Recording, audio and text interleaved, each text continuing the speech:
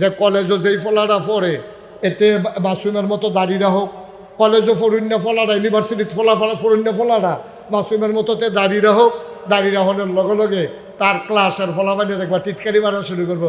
কি রে তুই হুজুর হয়ে গেছিস কা, তুমি মাতার দেশ নামাজ যদি ফরস তাহলে টিটকারি মারা শুরু হইব।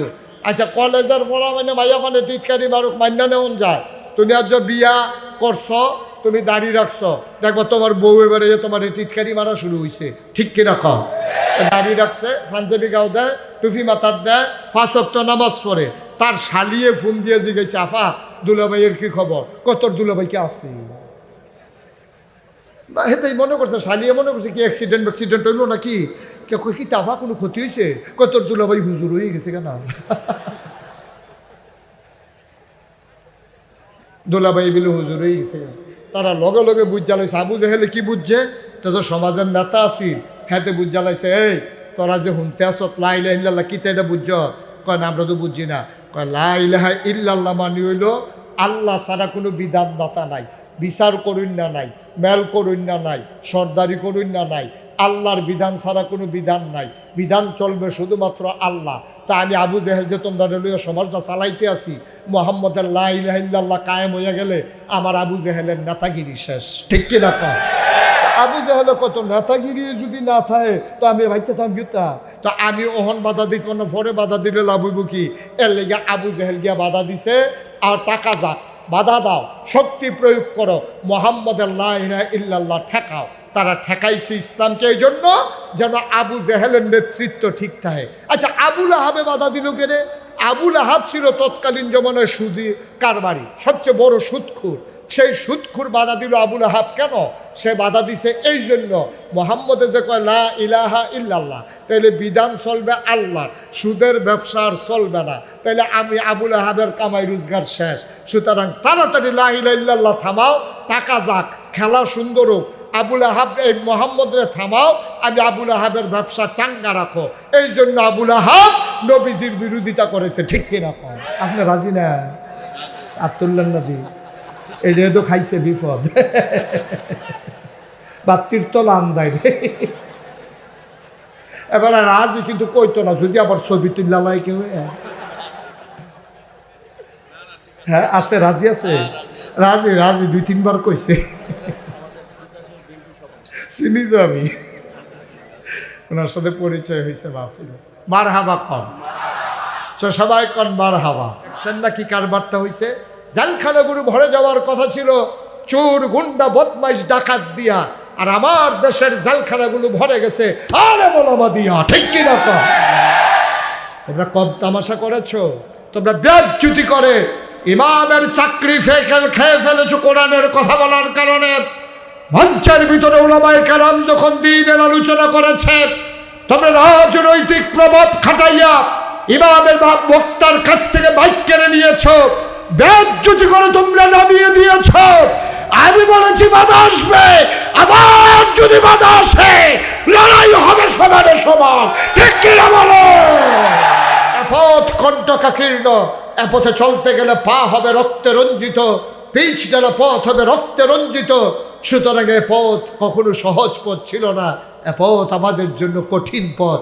আমরা সিদ্ধান্ত নিয়েছি একবিংশ শতাব্দীর সূচনা লগ্নে 24 গণঅভ্যুত্থানের পরে মুসলমান আবার যখন টেকনাফ থেকে তেতুলিয়া, আরবশা থেকে পাথুরিয়া, সব জায়গায় যখন মুসলমান জেগে উঠেছে, আমরা সিদ্ধান্ত নিয়েছি এ পথে চলতে গেলে মামলা হবে, হামলা হবে, জেল জুলুম নির্যাতন হবে, প্রয়োজনে জীবন দেওয়া যাবে, ঈমান দেওয়া যাবে না।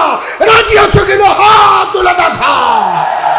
বাংলাদেশের পীর সাহেবদেরকে তো চিনি আমি, অধিকাংশ পীর সাহেব দেখবেন এরকম হাতরা এরকম করা শিখছে, জীবনে কোনোদিন এইরকম হয় না। ঠিক কিরকম? মানুষের অসহায় অবস্থা যায়, দুর্যোগ যায়, বন্যা যায়, মহামারী যায়, করোনা যায়, পীর সাহেবের সম্পদের পরিমাণ বাড়তেই থাকে, বাড়তেই থাকে, তার আর হাত এমন করার সুযোগ নাই।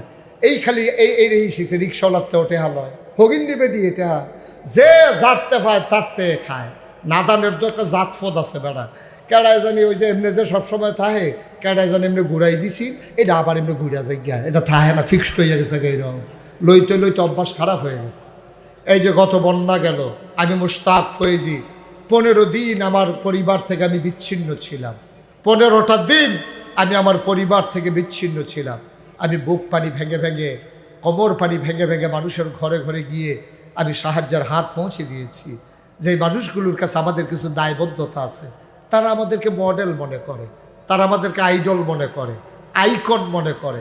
আপনি গাছের লাউডা খাবেন প্রথম, মাছের মাথাটা, গরুর কলজাটা, বিদেশি ফুতের টেহারা সব আপনি ফইলা ফইলা খানা ফুর্তি নাই। অন্তত কিছু বিপদের সময় দাঁড়ান না, তো আল্লাহর কাছে কইতেন পারবেন, আল্লাহ সারা বছর খাইলেও বন্যার সময় গেছিলাম তার কাছে, তো কোন যাইব। কিন্তু আমরা খাইতে খাইতে এমন অভ্যাস হয়েছে, খাওয়ানোর অভ্যাসটা আমরা ভুলে গেছি, শুধু খাইতে শিখেছি। আমি এই করোনার সময় রাতের আধারে আমার গাড়ি নিয়ে আমি ঘুরে ঘুরে মানুষের দরজার ফাঁক দিয়া আমি তাদের কাছে বাজার করে পৌঁছে দেওয়ার চেষ্টা করেছি। এটাই তো মনুষ্যত্ব। 1500 বছর আগে নবী তো এই কাজটাই করেছেন। শুধু আমরা সবাই মিলে, আমরা যারা ইসলামের অনুসারী, আমরা যারা ইসলামকে ভালোবাসি, এটার জন্য পিসাব হওয়ার দরকার নাই, এটার জন্য হুজুর হওয়ার দরকার নাই। আপনি যদি নিজেকে মুসলমান পরিচয় দেন, আপনি প্রমাণ করে দেন আপনি নিজের চাইতে মানুষের জন্য আপনার হৃদয় কাঁদে বেশি, এটা আপনাকে প্রমাণ করে দিতে হবে, ঠিক কিনা বলেন? তাহলে না মানুষ বুঝবে মুসলমান মানে সুন্দর একটা জাতি। তারা দৌড়ে দৌড়ে আমাদের কাছে। দাউদ নবীর জমানায় মানুষ হয়েছে কয় ভাগ? কথা কথা কয় ভাগ? 3 ভাগ। আল্লাহ 2 দলকে ধ্বংস করে দিলেন। আমার মূল মেসেজ যেটা, আমি যেটা আপনাদেরকে বোঝাতে চাই, আমি মূল কথায় চলে আসছি। আল্লাহ 2 দলকে ধ্বংস করে দিলেন। যারা আল্লাহর বিধান মানল না তারাও ধ্বংস, যারা করলো না, মাছ ধরলো না কিন্তু কাউকে কিছু বলল না তারাও ধ্বংস। বেঁচে গেল শুধু একটা সম্প্রদায়, যারা ধরে নাই, কাউকে ধরতে দেয় নাই। এটা থেকে আজকে এই মাহফিল থেকে সিদ্ধান্ত নিতে হবে, আমরা অন্যায় করব না, কাউকে অন্যায় করতে দেব না, ঠিক কিনা বলো? এই সিদ্ধান্তে না পৌঁছলে দাউদ নবীর উম্মতের মতো আমরাও ধ্বংস হয়ে যাব। আমাদের দেশে 3 দল মানুষ আছে। একতারা ডেমকিয়া, যা মন চায় তা করতেই আছে।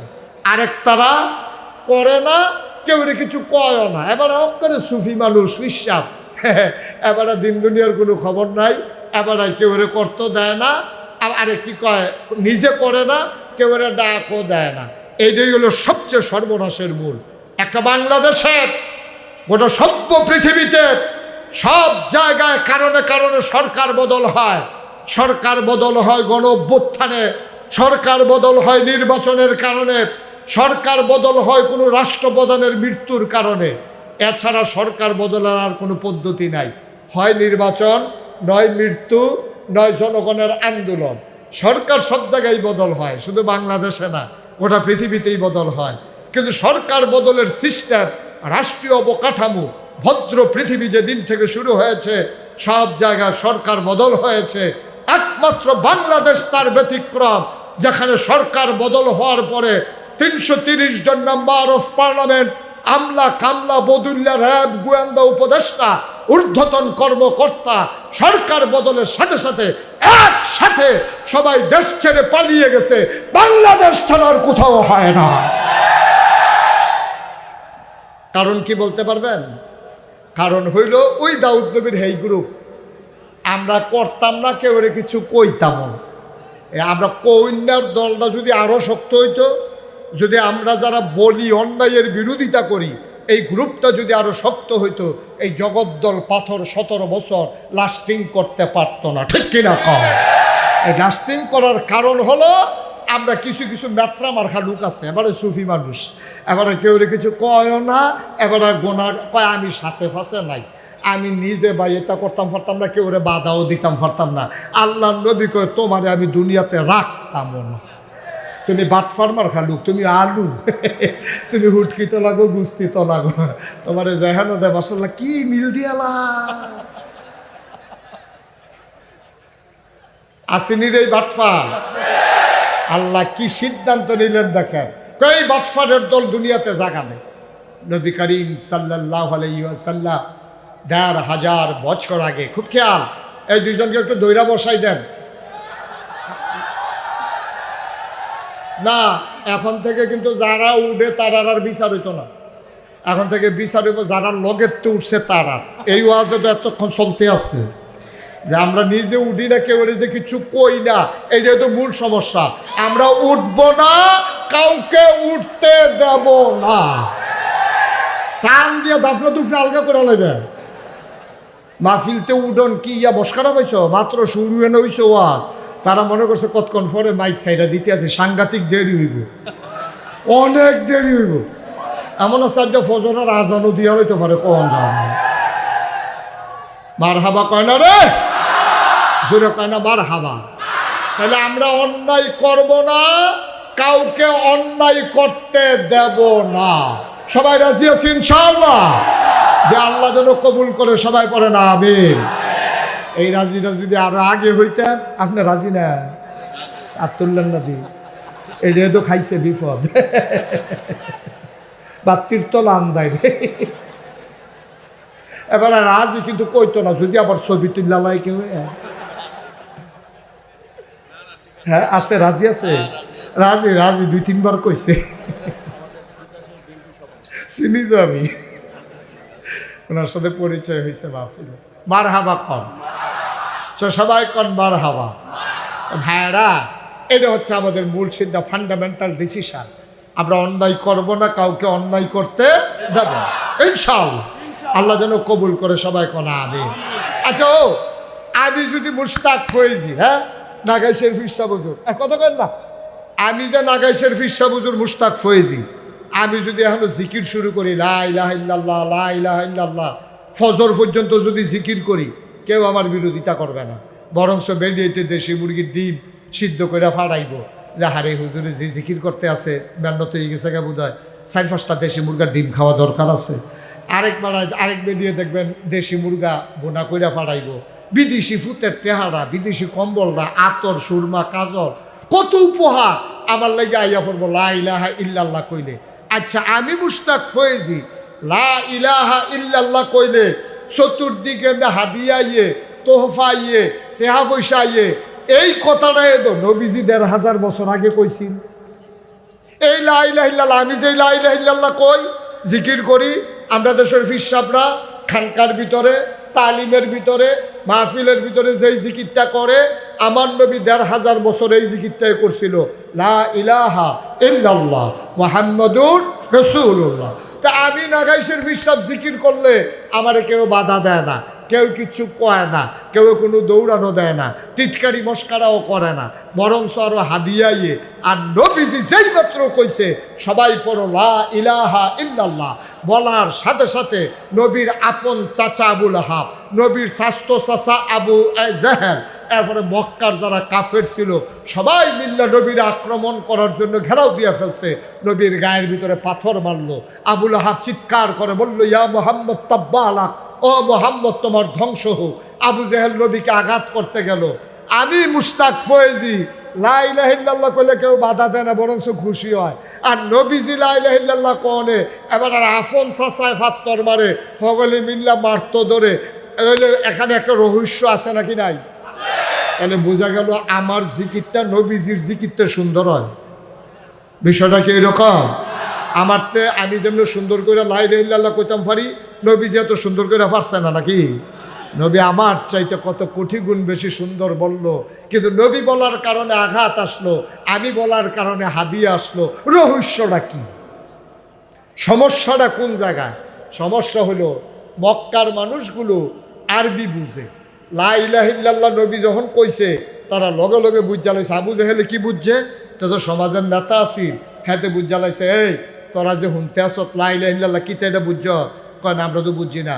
কয় লা ইলাহা ইল্লাল্লাহ মানে হইল আল্লাহ ছাড়া কোনো বিধানদাতা নাই, বিচার করুন না নাই, মেল করুন না নাই, সর্দারি করুন না নাই, আল্লাহর বিধান ছাড়া কোনো বিধান নাই, বিধান চলবে শুধুমাত্র আল্লাহ। তা আমি আবু জেহেল যে তোমরা রেলওয়ে সমাজটা চালাইতে আসি, মোহাম্মদের লা ইলাহা ইল্লাল্লাহ কায়েম হইয়া গেলে আমার আবু জেহেলের নেতাগিরি শেষ। ঠিক কিনা কয়?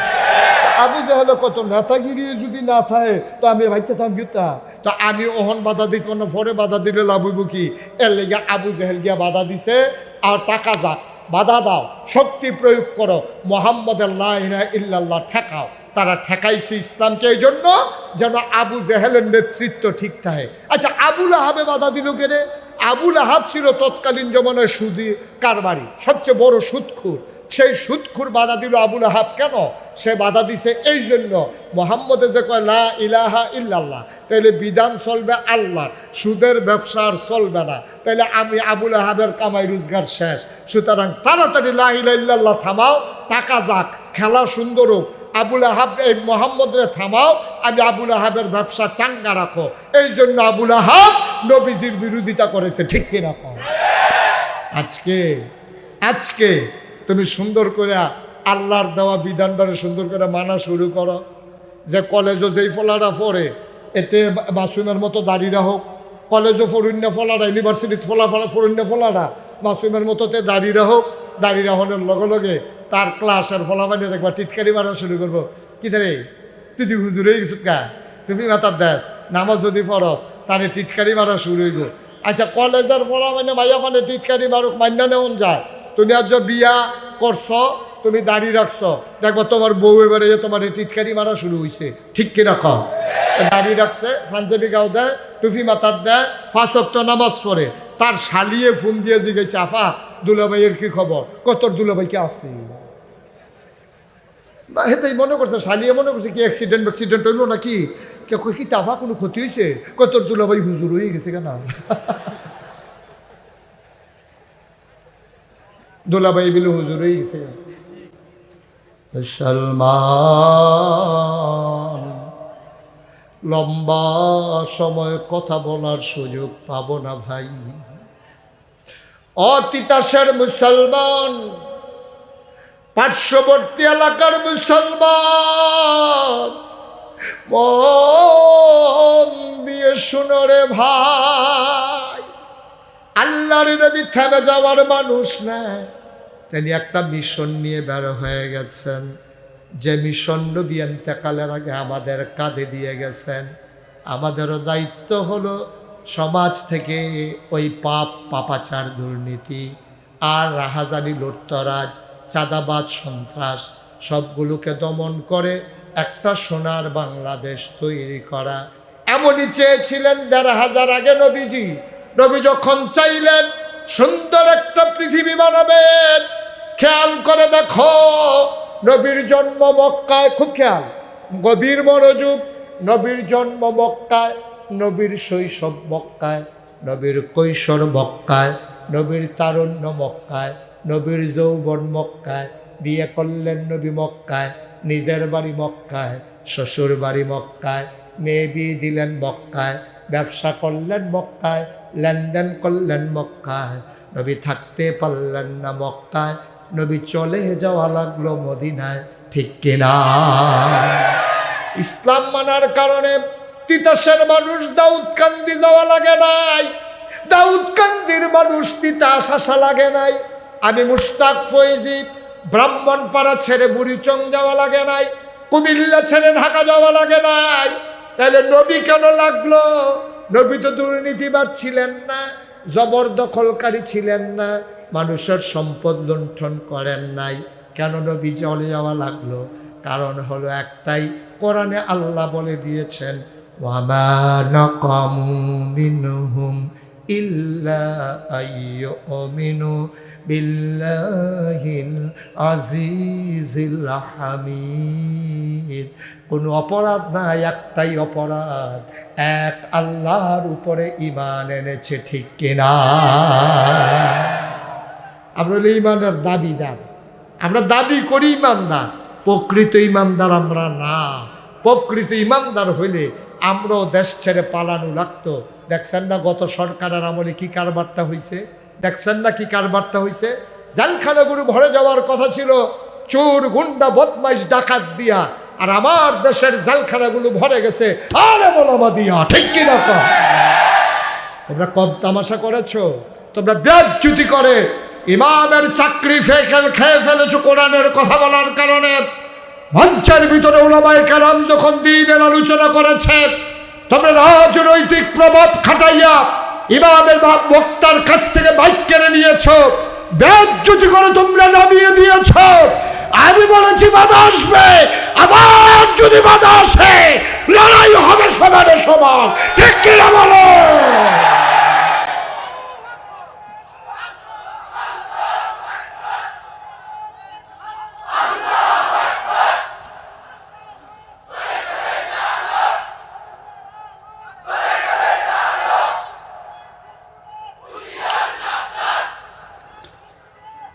সবাই পড়েন আমিন, জোরে পড়েন আমিন। ৯৯ জন লোক মুসলমানের দেশে, যে দেশ মসজিদের দেশ, যে দেশ মাদ্রাসার দেশ, যেই দেশে নেংটির বদলে হক্কানি পীর মশাই কালে বলে বলালো লুঙ্গি পরা শিখিয়েছে, হরারামের জায়গায় কলমা পড়তে শিখিয়েছে, টিকির বদলে টুপি পড়তে শিখিয়েছে, শ্রীর জায়গায় মোহাম্মদ লিখতে শিখিয়েছে, যেই দেশে ৯৯ জন লোক মুসলমান আশার নামাজ পড়ে দুরুদ পড়তে পড়তে যে দেশের মুসলমান ঘুমোতে যায়, ফজরের আজান শুনলে আবার তাদের ঘুম ভাঙে, এই বাংলাদেশে মুসলমানের দেশে টকশুন নামে একজন প্রগতিশীল তথাকথিত প্রগতিশীল বুদ্ধিজীবী নামের কলঙ্ক, ওরা কোথায় কোথায় ইসলামের বিরোধিতা করেছে, ঠিক কিনা বলো? আমি বলেছি ঢাকা রাজধানীতে শীততাপ নিয়ন্ত্রিত কক্ষে বসে পুলিশ পাহারায় ইসলামের বিরোধিতা করা সহজ, পাল্লা তিতাসের জমিনে এসে বলো পিঠের চামড়া নিয়ে ঢাকা যাওয়া যাবে না। আল্লাহ যেন হেফাজত করে, সবাই পড়েন আমিন। বন্ধুগণ, নবীকে থাকতে দেওয়া হলো না মক্কায়, তিনি চলে গেলেন মুসলমান। মক্কা ছেড়ে নবী চলে গেলেন মদিনায়, নবীকে মক্কায় থাকতে দেওয়া হলো না। যেই নবী হেঁটে গেলে মাথার উপরই মেঘের ছায়া, মেঘমালা ছায়া দিয়ে যায়। যেই নবী পাথরের উপর দিয়ে হেঁটে গেলে নবীর কদমের সম্মানে পাথর তোলার মতো নরম হয়ে যায়। এই নবীজি মক্কায় থাকতে পারলেন না, চলে যাওয়া লাগলো মদিনায়। মুসলমান, মক্কায় কিছু মুসলমান ছিল যারা নবীর এক নজর না দেখলে পাগল হয়ে যেত। মায়েরা আমার, বোনেরা আমার, গভীর মনোযোগ। আল্লাহর নবী চলে গেলেন রাতের আধারে, নবীর সাহাবারা চলে গেলেন নবীর বাড়িতে সকালবেলা। গিয়া দেখে নবী নাই। নবী গেল কই, নবী গেল কই? সবাই বলে আমরা জানি না কোথায় গিয়েছে। আন্দাজ করেছে সাহাবারা নবী বোধহয় মদিনায় চলে গেছে। একজন আল্লাহর মাকবুল বান্দা, পেয়ারা বান্দা, নবীর একজন আদরের সাহাবা, নাম ছিল আব্দুর রহমান ইবনে আউফ। তিনি নবীর বাড়িতে গেলেন, গিয়ে দেখেন নবী নাই। তিনি কাঁদতে কাঁদতে বাড়িতে চলে আসলেন, কাপড়গুলো পটলায় ঢুকালেন, টাকা নিলেন, তিনি বের হয়ে গেলেন, চলে যাব মদিনায়। রাস্তার ভিতরে সীমান্ত চৌকি বসানো হলো, পাহারা দিচ্ছে কাফেরেরা, কেউ যেন মক্কার মানুষ মদিনায় যেতে না পারে। আব্দুর রহমানকে ধরে ফেললেন, নিয়ে আসলেন দারুন নাদওয়ায়।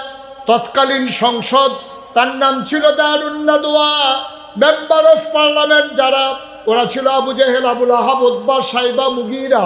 ওরা বলল, হে আব্দুর রহমান, তুমি তো ভদ্র মানুষ, তুমি ফ্যাশনেবল মানুষ, তুমি সুন্দর মানুষ, একটা পাঞ্জাবি একবারের বেশি 2 বার গায়ে দাও না, তুমি দামি পারফিউম ব্যবহার করো, হেঁটে গেলে মানুষ বুঝে আব্দুর রহমান যায়। কোথায় যাচ্ছ তুমি লুকিয়ে? আব্দুর রহমান চোখের পানি ছেড়ে দিলেন, ডাক দেয়া কয়, ভাইয়ারা আমার আটকে রাইখো না, বাড়ির জায়গায় বাড়ি রইল, ঘরের জায়গায় ঘর রইল।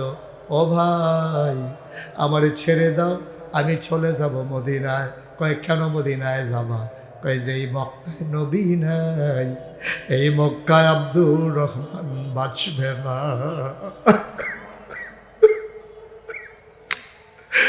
আমি যদি নবীরে না দেখি আমি বাঁচব না, আমারে বাধা দিও না, আমার সব রেখে দাও, আমারে মদিনায় যেতে দাও। ওরা আটকে ফেললো, আব্দুর রহমানকে ঘরের ভিতরে বন্দি করে রাখলো, যেতে দিল না। শেষ রাত, সব ঘুমিয়ে পড়েছে। বাওয়ারিশ কুকুরগুলো নিরাপদ আশ্রয়ে পাখিগুলো আপন নীড়ে ঘুমিয়ে পড়েছে, গরুগুলো গোয়াল ঘরে, শিশুরা মায়ের বুকে মুখ রেখে ঘুমায়। প্রিয়তম স্বামী প্রিয়তমা স্ত্রীকে নিয়ে ঘুমায়, কেউ জাগলা নাই। আব্দুর রহমান গড়াগড়ি খায়, চোখে ঘুম আসে না, চোখ বন্ধ, চেহারা ভেসে উঠে।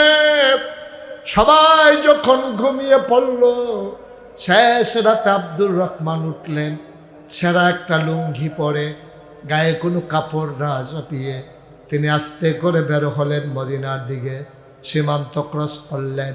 সারাটা রাত তিনি মদিনার দিকে হাঁটেন। দিনের বেলা গুহার ভিতরে লুকিয়ে থাকেন যেন ধরা পড়ে না যান। এভাবে দিন যায় রাত যায়, রাস্তা পার হওয়া যায় না। এমনি ঘুরতে ঘুরতে ঘুরতে ঘুরতে, খানা নাই, গোসল নাই, ঘুরতে ঘুরতে একদিন চলে গেলেন। একটা জায়গায় যাওয়ার পরে দেখলেন সকাল হয়ে যাবে। তিনি একটা খেজুরের বাগানে গিয়ে লুকোলেন।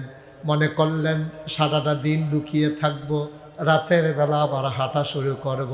শেষ রাত আব্দুর রহমান কান পেতে শুনলেন কে যেন দূর থেকে ডাকে, আসসালাতু খায়রুম মিনান নাওম। তিনি বুঝে ফেলছেন আমি মদিনার কাছাকাছি চলে আসছি। তিনি আস্তে করে বের হয়ে গেলেন, একেবারে আওয়াজ লক্ষ্য করে আগালেন। ঠান্ডা পানি দিয়ে অজু করলেন, মসজিদের ভেতরে ঢুকলেন। আব্দুর রহমান কাউকে চিনে না, আব্দুর রহমান কেউ চিনে না। নবীজি ঢুকলেন, নামাজ হয়ে গেল। নবীজির একটা অভ্যাস ছিল, তিনি ঘুরে বসতেন সাহাবাদের দিকে, সবার সাথে কথা বলতেন, খোঁজ খবর নিতেন। আল্লাহর নবী বললেন সবাই ভালো আছো? সবাই বলে ইয়া রাসূলুল্লাহ আমরা সবাই ভালো আছি। হঠাৎ করে আল্লাহর নবীর নজর পড়ে গেল কোনায়। তাকাইয়া দেখে একটা মানুষ বসে আছে, চুল তার উস্কো খুস্কো, দাড়িগুলো তার এলোমেলো, ধুলায় মাখা চেহারা, পেট আর পিঠ একসাথে লেগে গেছে, গায়ের ভিতরে কাপড় নাই, চোখ তার গর্তে, গালগুলোর হাড্ডি বের হয়ে গেছে। আল্লাহর নবী কয় ওই মানুষটা কে রে? এমন একটা মানুষ ছিল আমার মক্কায়, তার নাম ছিল আব্দুর রহমান। আমার বড় পাগল ছিল, আমার একদিন না দেখলে পাগল হয়ে যেত। ওরে মক্কায় ফেলে আমি চলে এসেছি, এই কোনায় কে বসে আছে আমার আব্দুর রহমানের মতো? কে এটা কে? দাঁড়াও দেখি। আস্তে করে দাঁড়ালেন, ডাক দেয়া কয় লাব্বাইক ইয়া রাসূলুল্লাহ, এটা আপনার আব্দুর রহমানের মতো না, এইটাই আপনার আব্দুর রহমান।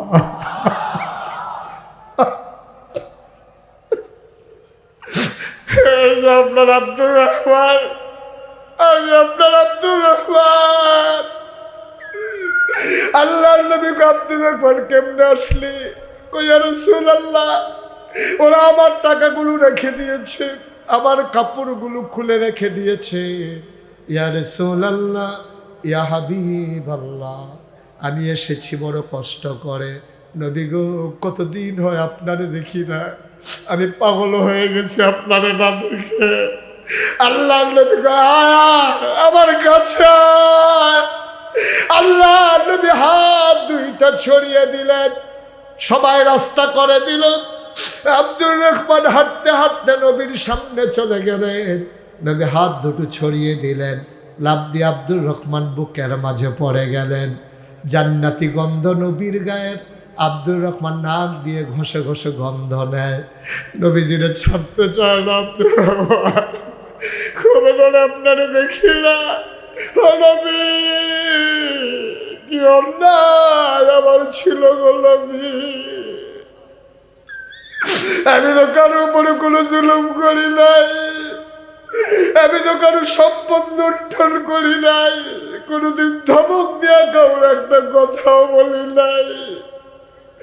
ওরা আমাকে কেন আটকে দিল? আমাকে আসতে দেন, আমি লুকিয়ে লুকিয়ে এসেছি নবী। আল্লাহর নবীও কান্দেন, আব্দুর রহমান ইবনে আউফও কান্দেন। আল্লাহর নবীকে ছাড়েন না, জড়িয়ে ধরে আছেন। নবীর গায়ের জান্নাতি গন্ধ শ্বাস ভরে ভরে আব্দুর রহমান নেয়। এবার আস্তে করে আব্দুর রহমানকে নবী ছেড়ে দিলেন। আল্লাহর নবী দাঁড়ালেন। আব্দুর রহমান জানতে চাই, ইয়া রাসূলুল্লাহ, ইয়া হাবিবাল্লাহ, আমার অপরাধটা কি? আমি কি অন্যায় করেছি? আল্লাহর নবী ডাক ডাক, আব্দুর রহমান, তোর আলাদা কোনো অপরাধ নাই, যে অপরাধের কারণে আমি নবীর মতো মানুষটা মক্কায় থাকতে পারলাম না, আমারও তো কোনো অপরাধ ছিল না।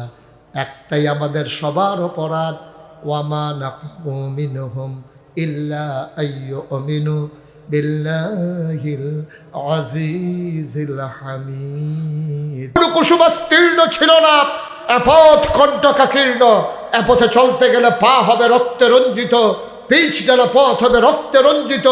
সুতরাং এ পথ কখনো সহজ পথ ছিল না, এ পথ আমাদের জন্য কঠিন পথ। আমরা সিদ্ধান্ত নিয়েছি, একবিংশ শতাব্দীর সূচনা লগ্নে ২৪ গণঅভ্যুত্থানের পরে মুসলমান আবার যখন টেকনাফ থেকে তেতুলিয়া, অরবসা থেকে পাথুরিয়া, সব জায়গায় যখন মুসলমান জেগে উঠেছে, আমরা সিদ্ধান্ত নিয়েছি এ পথে চলতে গেলে মামলা হবে, হামলা হবে, জেল জুলুম নির্যাতন হবে, প্রয়োজনে জীবন দেওয়া যাবে, ঈমান দেওয়া যাবে না। রাজি আছো কিনা হাত তুলে দেখা।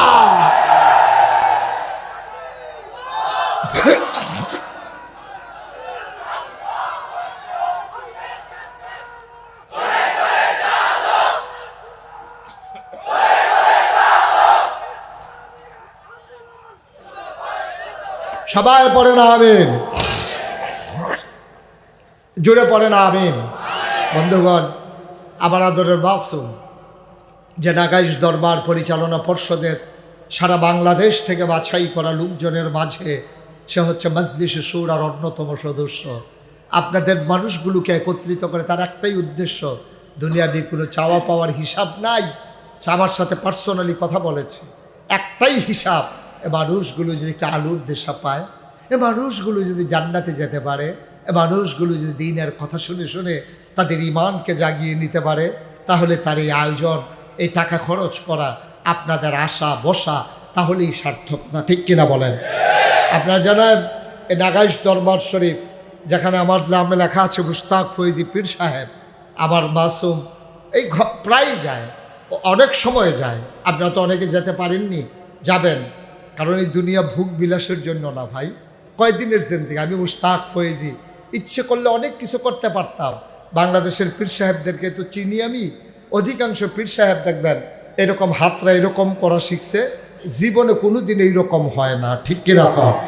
মানুষের অসহায় অবস্থা যায়, দুর্যোগ যায়, বন্যা যায়, মহামারী যায়, করোনা যায়, পীর সাহেবের সম্পদের পরিমাণ বাড়তেই থাকে, বাড়তেই থাকে, তার আর হাত এমন করার সুযোগ নাই। এই খালি এই শিখছে, রিক্সাওয়ালাতে ওঠে হালয়, হগিন্ডি বেটি, এটা যে জারতে পায় তারতে খায়। নাদানের তো একটা জাতফদ আছে বেড়া, কেডায় জানি ওই যে এমনি যে সবসময় থাহে, কেডায় জানি এমনি ঘুরাই দিছি, এটা আবার এমনি ঘুরা যায় গিয়া, এটা থাহে না, ফিক্সড হয়ে গেছে, এইরকম লইতে লইতে অভ্যাস খারাপ হয়ে গেছে। এই যে গত বন্যা গেল, আমি মুশতাক ফৈজি 15 দিন আমার পরিবার থেকে আমি বিচ্ছিন্ন ছিলাম। 15টা দিন আমি আমার পরিবার থেকে বিচ্ছিন্ন ছিলাম। আমি বুক পানি ভেঙে ভেঙে, কোমর পানি ভেঙে ভেঙে মানুষের ঘরে ঘরে গিয়ে আমি সাহায্যের হাত পৌঁছে দিয়েছি। যে মানুষগুলোর কাছে আমাদের কিছু দায়বদ্ধতা আছে, তারা আমাদেরকে মডেল মনে করে, তারা আমাদেরকে আইডল মনে করে, আইকন মনে করে।